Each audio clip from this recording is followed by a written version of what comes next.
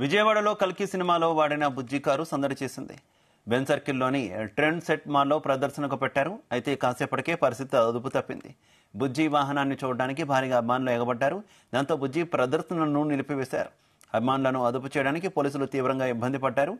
అదనపు బలగాలను మోహరించి పరిస్థితిని అదుపు చేశారు. ఆంధ్రప్రదేశ్లో మొదటిసారి బుజ్జి వాహనాన్ని ప్రదర్శనకు పెట్టామని, అభిమానులను చూస్తుంటే చాలా ఆనందంగా ఉందన్నారు కల్కి టీం సభ్యుడు రమేష్. రాబోయే రోజుల్లో గుంటూరు, భీమవరంలో బుజ్జి కారును ప్రదర్శిస్తామన్నారు.